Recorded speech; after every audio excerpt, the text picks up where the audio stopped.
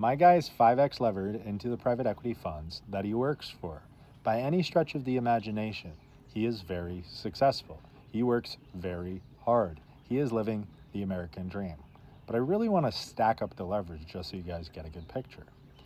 The GPs, the VPs and upwards on many of these funds are required to invest in these funds. They do not have the cash because they make $1 million, $1.5 million, maybe $2 million. And then the state and the federal government takes half of it. Half of it. Then they fund a lifestyle. Their expensive girlfriend turns into expensive fiance, that turns into an expensive wife, that turns into expensive kids. And private school is like $2 million per child these days. They say you're making so much money, it would be really nice to get out of the city. Let's go buy a home in Greenwich. $3 million, 750 grand down. It seems okay because he makes $1 million per year, $1.5 million per year. If you go to not Gordon Ramsay, whatever the debt guy is, he would say you can buy a home for $3 million. It's all right. But the thing is, that income is not cash. That income functionally is a levered stake in private equity portfolios. The portfolios themselves are levered. The LPs are levered, the GPs are levered. If you think about the Saudis, they'll take $100 million, go to a bank or go to Norges and get 300 back and put it into a private equity fund. Then the portfolio is levered. They have NAV lending, NAV loans. So a $1 billion fund might have $200 million of debt against the portfolio. Then there's a few different other ways that there could be leverage, but let's talk about the underlying portfolio companies. They're levered 7 times. That means for the uninitiated, if you had credit card debt 7 times your yearly pre-tax income is EBITDA for the layman. You can just think of it as that. Then they adjusted a bunch, but don't worry about that. The 7x leverage does not include the PIK that's accruing. It's only underwriting, but don't worry about that.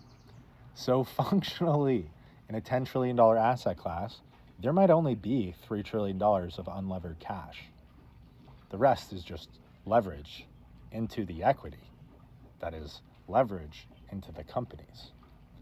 What I want to emphasize is that since I have been paying attention to the economy, I started a little bit before the global financial crisis, but since the global financial crisis, all we've heard about is the K-shaped economy. The top 10% are driving all of consumer spending, 50% or whatever. But this is really the top 5% to the top 0.1%. And they do spend a lot of money, and they do pay a lot of taxes, more than the trust fund kids pay in taxes. Maybe not more than they spend, but more than they pay in taxes. And this has been functionally driving the economy.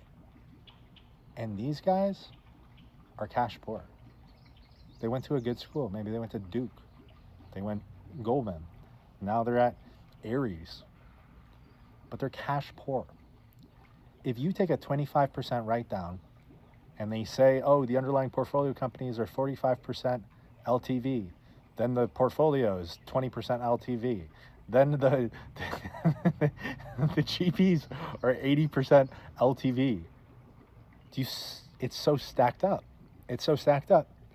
If the marks are off by 25%, if the exits never come, and they didn't come in 22, they didn't come in 23, but don't worry, high rates, and then it was Lenacon, and then it was tariffs, and now 2026, they're like Iran. It's Iran. I swear to God, it's Iran this time.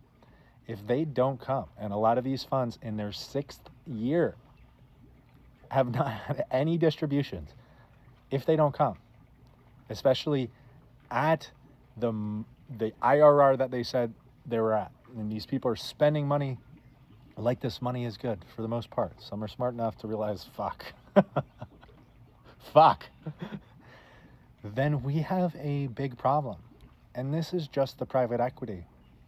Then you can look at the private credit, then you can look at the insurance, then you can look at the asset-backed lending, then you can look at the credit card debt, then you can look at every other credit in the system. Okay? You can look at these asset classes that are multiples bigger than the Federal Reserve's balance sheet. When you put it all into perspective, you're like, well, listen, we are in the trenches and we don't even know it. We don't even know it yet. Okay? When this ends, and it always ends, we are going to be looking back at it, and it's going to be like the South Sea Bubble. It's going to be looking at the South Sea Bubble. Go read my Substack. There's a South Sea Bubble quote. It's called The Bubble. It's a poem right at the end. Go read that.